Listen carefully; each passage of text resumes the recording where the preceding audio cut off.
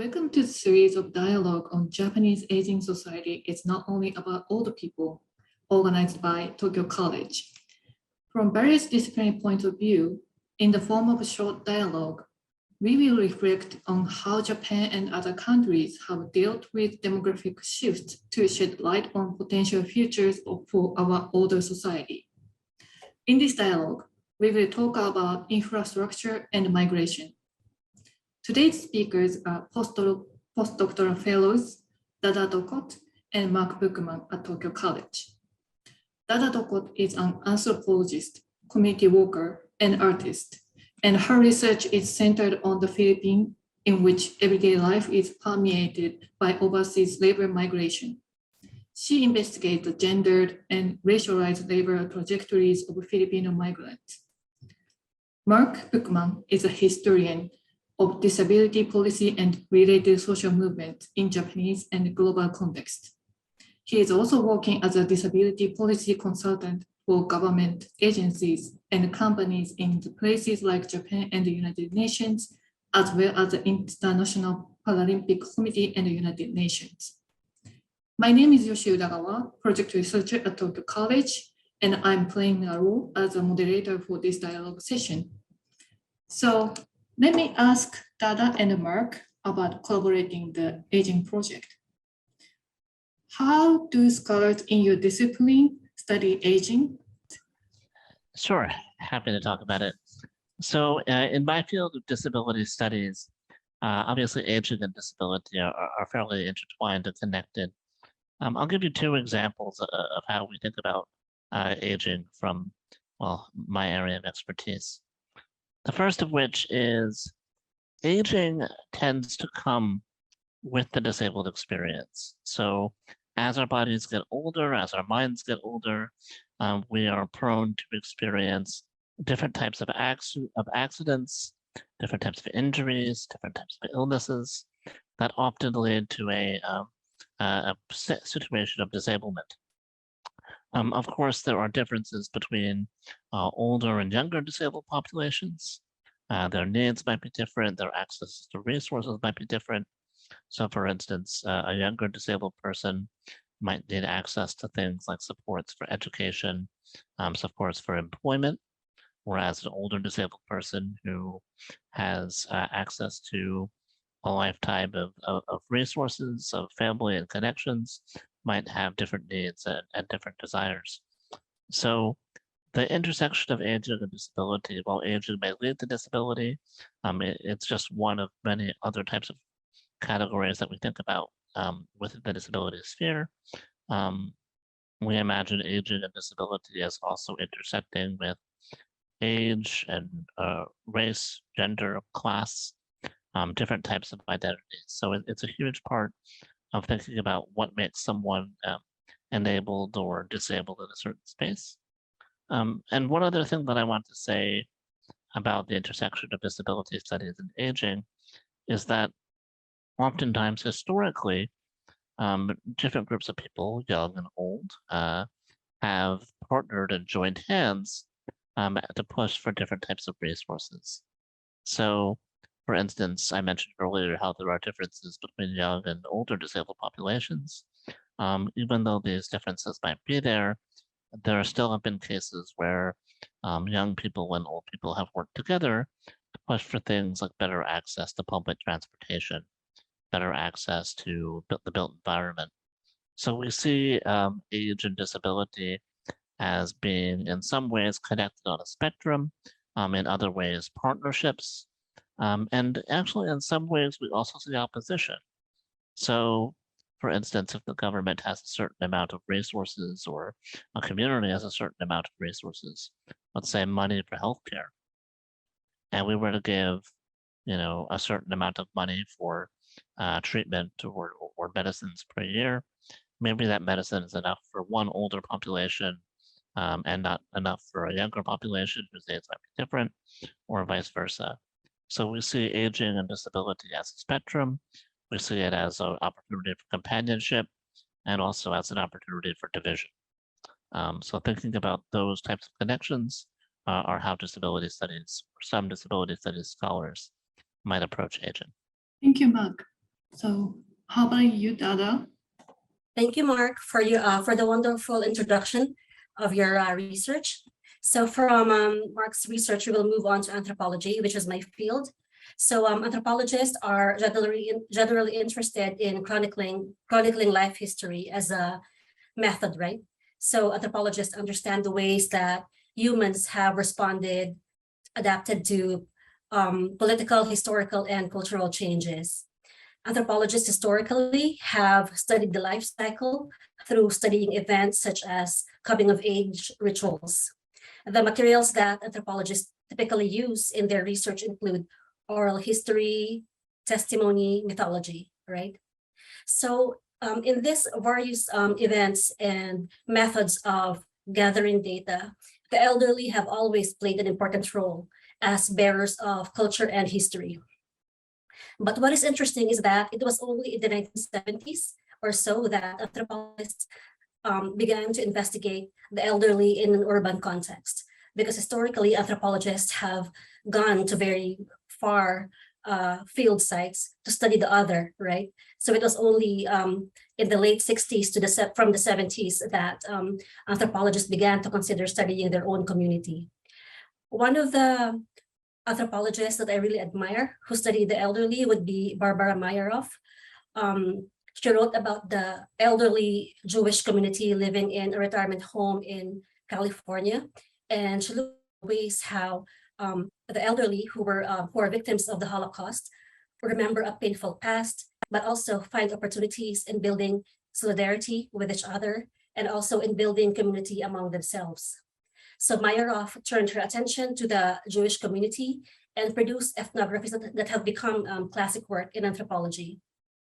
A lot of her work also intersects with disability studies because, for example, how the Jewish elders have survived the Holocaust was included the study of how they process their grief, right? And how they remember the past that brings to them pain and re-traumatization, but also builds community among themselves.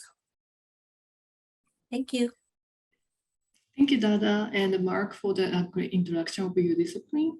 So let me ask you the second question. So can you tell us your own interest in the broad field of aging studies? Sure. I suppose I'll jump in if that's all right. So in terms of my own interest, a lot of this comes down to opportunities for global development and accessibility and the way that I think about them. So let me give you some just general background information about aging as I think about it, not necessarily from a broader disciplinary perspective, but more from a personal angle. I'm a historian of disability in Japan, and I also look at the issues of aging in Japan. For those who don't know, who might be listening, roughly 30% of Japan's population is currently over the age of 65. What that means is that the aging population, which is currently the fastest aging population in the world, has a lot of political power. There's a lot of economic pressure because of that population, and there's a lot of opportunity for innovation and change tied to them. So one thing that we've seen in recent history in Japan has been, as I alluded to earlier, groups of disability advocates and activists joining hands with groups of older individuals who might try and leverage that demographic situation to try and promote new developments in technology, new developments in infrastructure, new developments in education and employment that could help to support a more sustainable living environment for people with diverse needs. For myself, I'm very interested in seeing how those discourses play out, who gets to play a part in saying what needs are out there and how should we accommodate them.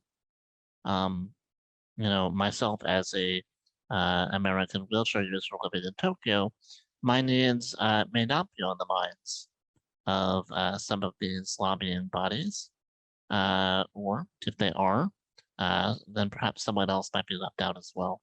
So thinking about who gets to be a part of this aging wave and all the policy and technological changes tied to it are a huge concern for me, professionally as a historian, but also personally as someone who makes use of a lot of the accessible technologies that have been driven by this aging boom.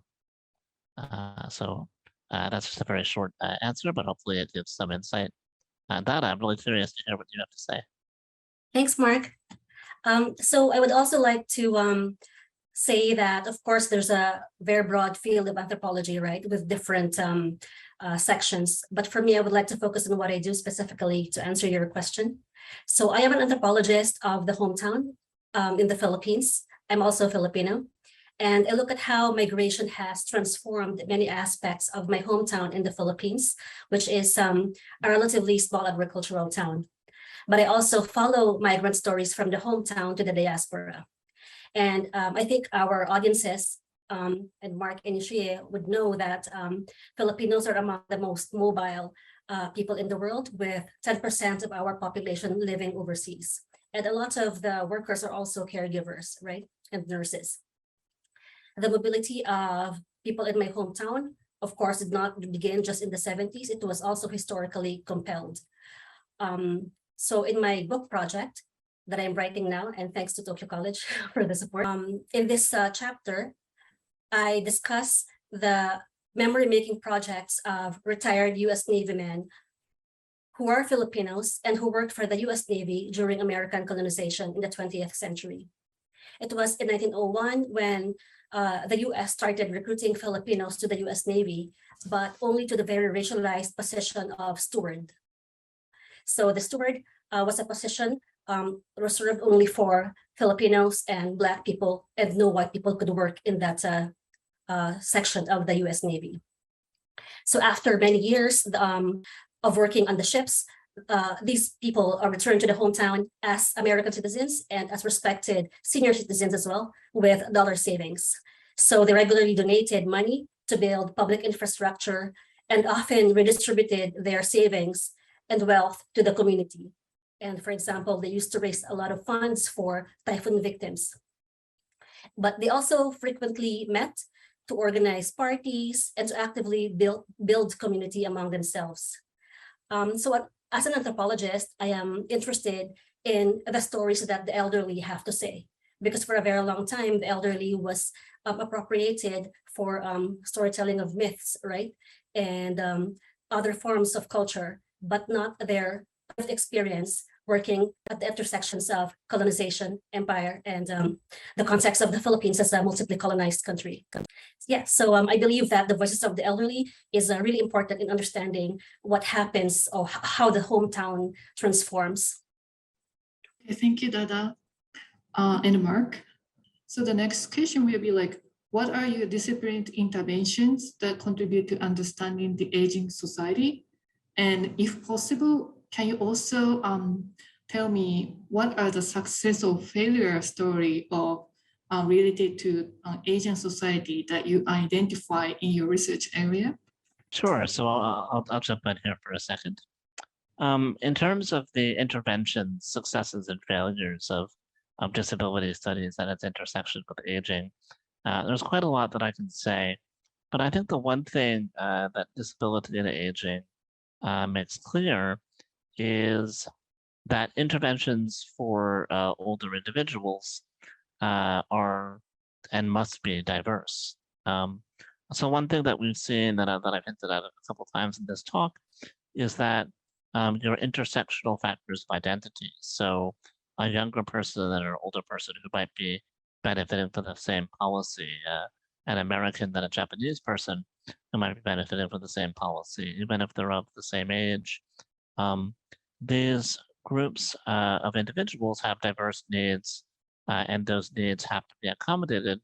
If we try and make a one-size-fits-all policy, it's not necessarily going to work. Just to give this a little bit more of a concrete lens on it, we can imagine that if I say everyone gets 4 hours of home help a day, as let's say I send out someone to do wash or do laundry or in some way, help take a shower, whatever it might be. Well, 4 hours might be enough for some people some of the time. But if you have a more serious impairment, or for some reason 4 hours is not enough for you, then that one-size-fits-all policy pretty much fails. And what we find is that when policies fail, they don't just affect individuals. So it's not just, in this case, someone with a more severe disability would be inconvenienced by that. It's also their friends and family who have to make up the difference in care. It's the community members who would rely on their presence. So for instance, if I need to get a shower to get outside, but I can't get that shower, well, then all of a sudden the people who I'd be interacting with outside as well or are inconvenienced and affected. So the one thing that we see from disability and aging is we start to understand just how important it is to have customized, flexible, diverse responses if we want to maintain economic productivity, if we want to maintain social productivity, if we want to facilitate new types of relationships, new types of kinships. We find that disability as a form of intervention makes us rethink how we approach aging in terms of our diverse policy responses. And I'll say, in terms of the successes and failures, on the one hand, thinking about diversity is very much a strength, it's a success. But no matter how much we think about a diverse response, ultimately there are real constraints on how we build policies for age populations. We have limits of physical resources, limits of human resources, limits of funding, and limits of awareness around those policies when we try to implement them, such that some people inevitably are left behind. The classic metaphor I like to give here is we can imagine, we build a tall toilet seat for someone who is in a tall wheelchair. We build a low toilet seat for someone who's in a lower wheelchair. But we might need to build the middle toilet seat for someone who's in a mid-sized wheelchair. And if we don't have them at the exact right height, then people can't use them. We can only build so many toilets, so many different heights.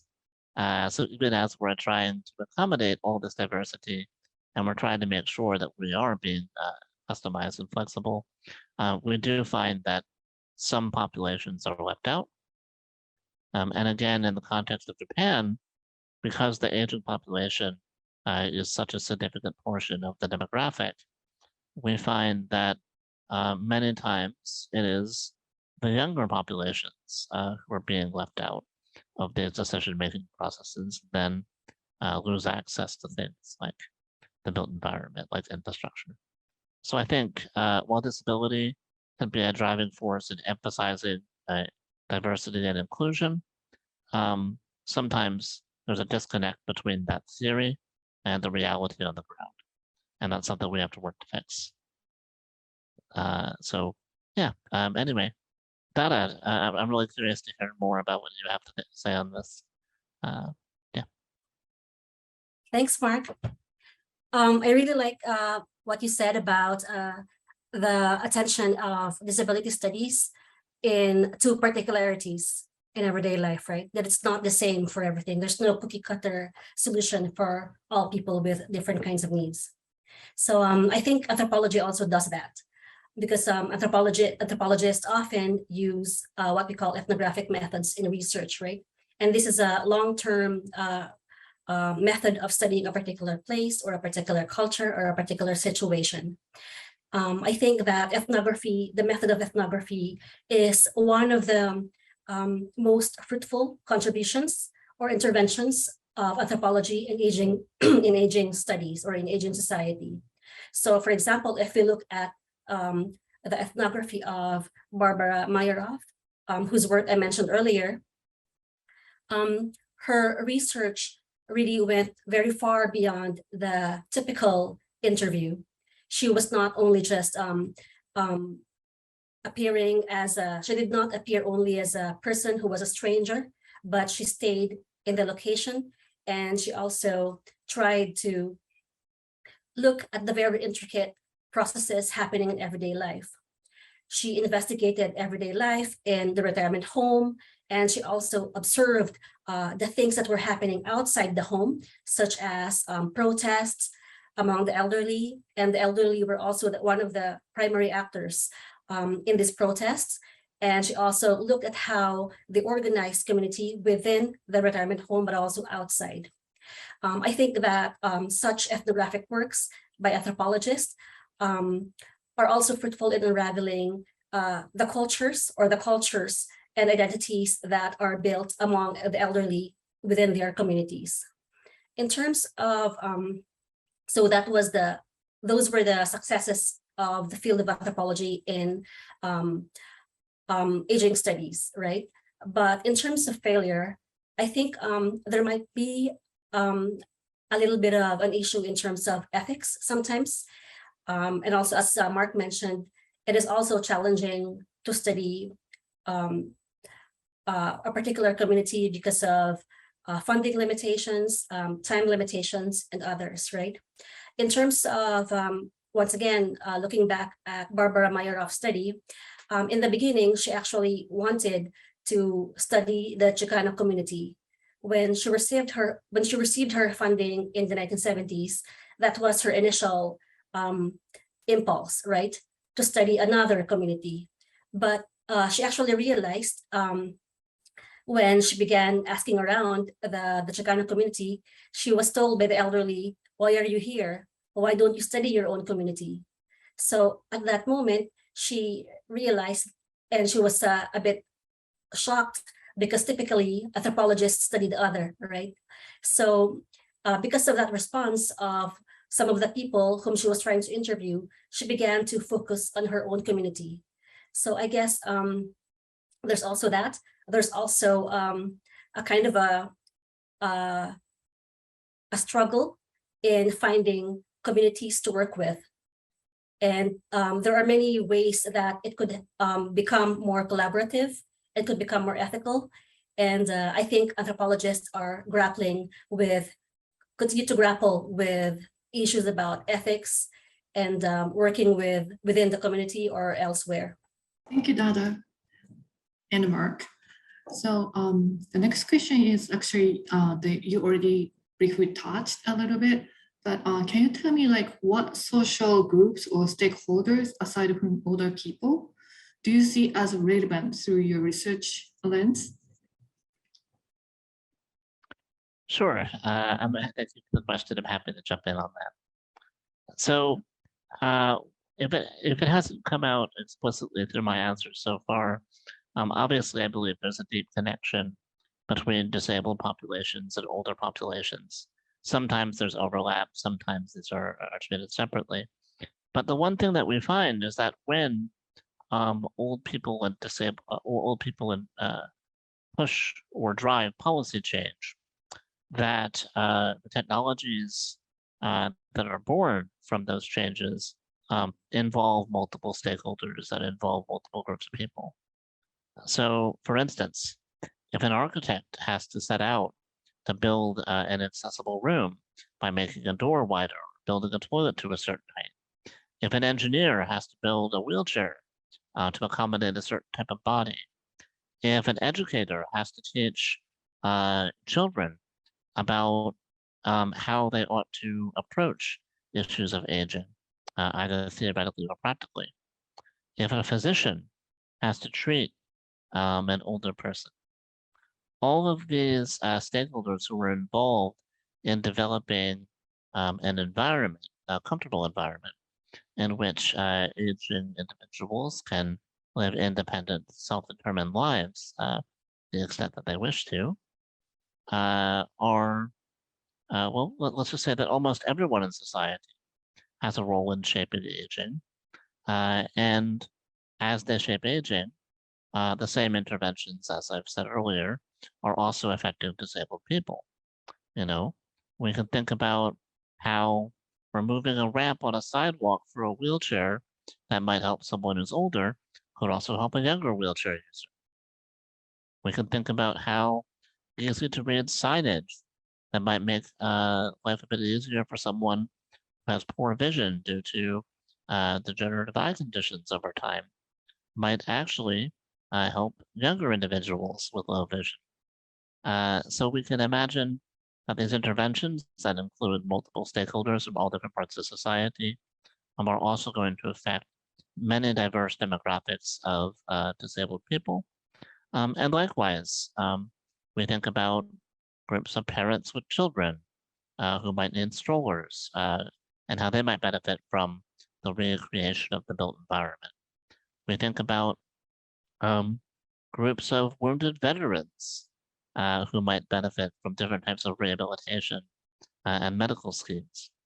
At the end of the day, the interventions that we see for aging are affecting and including, ideally, multiple groups of people. So again, I return to a point that I raised earlier, which is I'm very interested in who's involved in deciding the shape and form of these interventions. If we're building a toilet for someone who's older, why is it at this height and not that height? If we're deciding how many hours of care per day someone can get on a local welfare system, why is it this long and not that? Because those choices are going to affect the activities of the people who have to implement the policies, the architect and the engineer, and also the people who benefit from those policies, the disabled person and the parent with the stroller. So really, I think aging has this power to completely structure society, and we have to pay more attention to it for the sake of our disabled populations, our non-disabled populations, and anyone who wavers the boundary between the two. Thanks, Mark. I really like Mark's point about the very vast web or vast network of people, politicians or caregivers, and relatives who provide care and who provide the needed facility for people who might need care. So in the same way, anthropologists also try to unpack or unravel situations such involving the elderly. So concerning the elderly, and also specifically related to my research on the Philippines, we could look, for example, at caregivers, including nurses as a group, whose labor is directly linked to the elderly. If you were to look at the case of elderly care in the global north, for example, countries like Canada or Japan, looking at caregivers as a group would also necessarily look in the theme of migration, because the caregiving industry in the global north often sources its labor power from countries in the global south, like the Philippines. So in the case of Japan, for example, we have Filipino caregivers getting recruited to work here. Oh, sorry, there. Getting to work in Japan, but it becomes very challenging for the migrant worker because there would not be enough support for language training and migrant integration, so that the migrant workers end up leaving earlier than the contract or not staying, and that also affects the elderly in the caregiving home, because the deficit of the migrant caregiver worker also intensifies or increases.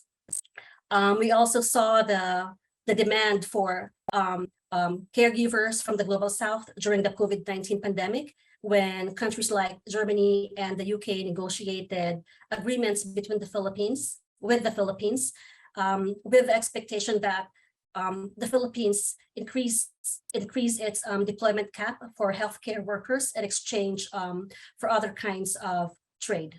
Thank you, Mark and Dada, for your wonderful insights about the aging society. I think by listening to your comments and feedback, I felt like it's important to kind of hear some the perspective from different disciplines, and then to consider about the topic of aging society, like including like methodological approach, and then stakeholders, and then like issues like in Japan. So thank you so much. And we will have another dialogue on nature and robots and language and culture on YouTube channel. So please check and watch the videos. And thank you and have a great one. Bye.